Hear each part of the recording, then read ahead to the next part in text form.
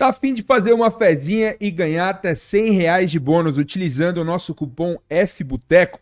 KTO.com. Acessa, link aqui embaixo na descrição. O que me passa na cabeça é o seguinte, né? A gente até tava falando do Bolsonaro anteriormente, esse caso das joias e tal, e ao mesmo tempo, outro dia, semana passada, viralizou um debate seu com o Caio Coppola nas redes aí, que era justamente ali a questão do contraditório entre alguém que apontava para um lugar baseado juridicamente no que está acontecendo e alguém que tentava passar um determinado pano ali.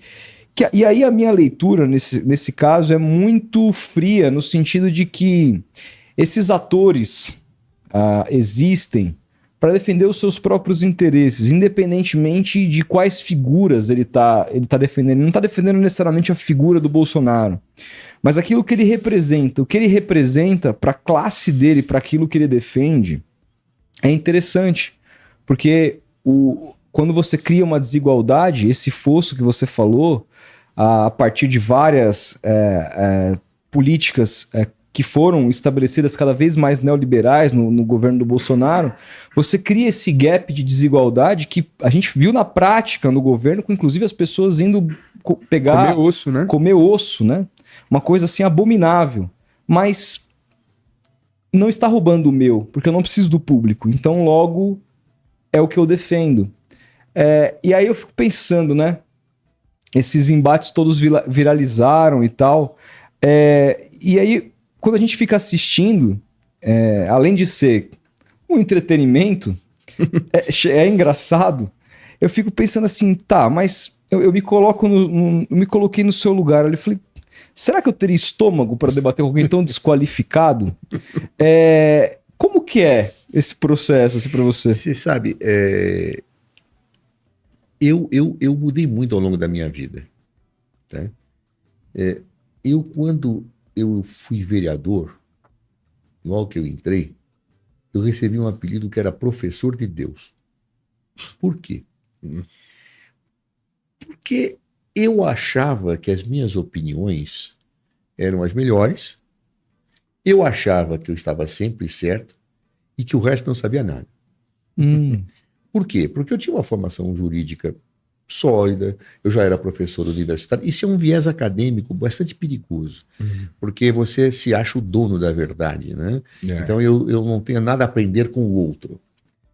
Isso é de uma arrogância sem par. Claro. E cedo eu percebi que, em primeiro lugar, eu estava ficando isolado politicamente pelo meu jeito arrogante de ser. E a segunda é que eu tinha muita coisa a aprender que eu não sabia com aqueles que muitas vezes eu menosprezava e eram melhores que eu em algumas observações que faziam. E aí a lição de Paulo Freire sempre vinha à minha mente, porque a gente demora um pouco para assimilar certas coisas, né?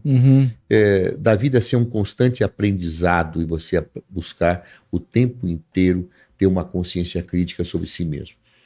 E eu fui percebendo que, às vezes, nos embates que você tem com pessoas que eu acho que estão completamente erradas, eu aprendo. Ou eu aprendo do ponto de vista de perceber fragilidades argumentativas minhas, ou eu aprendo corrigindo certos pontos de vista, ou eu aprendo pedagogicamente uma melhor maneira de explicar meu ponto de vista.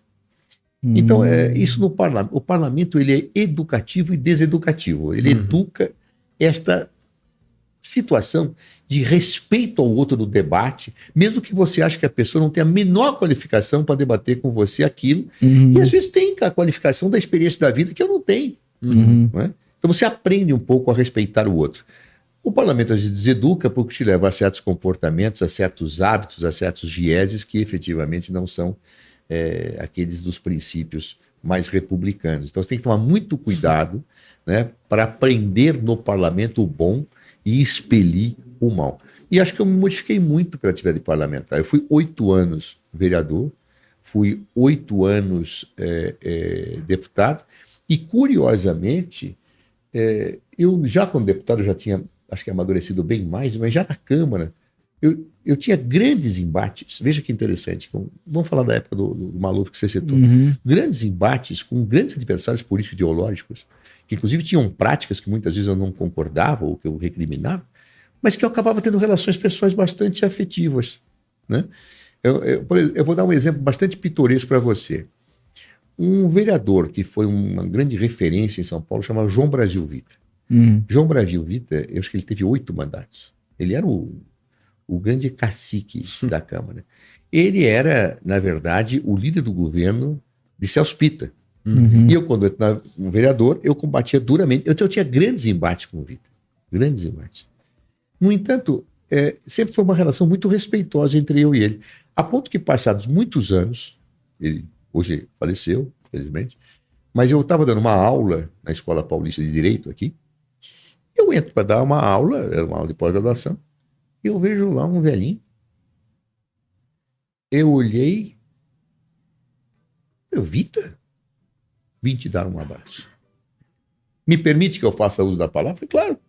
Pessoal, olha, sou adversário político do Cardoso, mas eu o respeito imensamente porque é um homem correto e defende os seus princípios. Olha que interessante. De certa forma, aquela eleição que eu fui estupidamente bem votado, ele perdeu a eleição. Ele nunca mais voltou. Então, de certa forma, o embate entre eu e ele, que naquele momento era um embate entre o novo e o velho, entre o passado político e o presente político, ele perdeu. E aquilo que ele mais gostava na vida. No entanto, a relação de respeito permaneceu. Então, isso é uma coisa que eu aprendi muito. Muitos no lugar dele te odiariam para sempre. Sempre. Mas a minha relação com ele... houve um momento, por exemplo, que fizeram uma armação na Câmara. Tá? Qual era a armação? Eu estava correndo, tinha sido ameaçado de morte. Quando as investigações estavam fazendo. Na época do impeachment do Pitta? Um pouco antes do impeachment. É um processo que leva ao impeachment. Mas ameaçado por conta disso? Por conta disso. Caramba. Por conta disso. Tinha ameaças ali, tinha possivelmente vereadores que tinham contatos com o crime organizado. Tá? Então era uma coisa que foi um pouco feia ali, bastante feia. E como tinha ameaça, eu tinha que andar de carro blindado. Não tinha dinheiro para comprar carro blindado. Tá certo? E, na época, uma montadora fornecia para pessoas em risco carros blindados mediante um comodato que a gente fazia. Tá. Isso me falaram, eu pedi e me deram. Então eu tinha um carro blindado para andar. Quando alguns vereadores descobriram isso, pediram a cassação do meu mandato, dizendo que eu tinha recebido um presente de uma montadora e que isso era um ato de improbidade. Claro. O primeiro que veio falou assim, ô Cardoso, isso é ridículo. Eu sei o que está acontecendo. Só sobre o meu cadáver vão fazer uma coisa desse tipo. O que querem te condenar? Por honestidade explícita? Acho que vão te transformar em santo. Ele brincava e dizia. Ou seja, era uma pessoa que, eu diria a você, que com todo o antagonismo, ele sabia que mesmo na guerra você tem que ter certos comportamentos éticos para não ultrapassar certas fronteiras. É claro, Com cara. certeza, cara. Claro? É claro. Então, são coisas que a gente vai aprendendo no parlamento e vai desenvolvendo. Então, eu sou um cara que gosta da polêmica. Eu tenho prazer de fazer a polêmica. Prazer imenso, tá? Porque eu aprendo com ela. Mesmo quando eu discordo radicalmente das pessoas que estão... Dá pra dizer, então, que o senhor aprende com o Coppola? Aprendo. Aprendo, inclusive, nas minhas fragilidades argumentativas. Aprendo, às vezes ele usa um argumento e fala, pô, não tinha pensado nisso. Claro, aprendo sim. Assim, a vida é um aprendizado permanente. Sim. Muito legal. É legal, pô, pensar bem em tempos tão polarizados que a gente vive, né? De extremos, de vídeos que viralizam, Intolerância de total. pessoas querendo sangue toda hora, você vê que, porra, a diplomacia ainda existe, né? É isso. Você não tem que matar um mensageiro, você tem que debater a mensagem. Exato. É E isso. essa mensagem eu tenho que...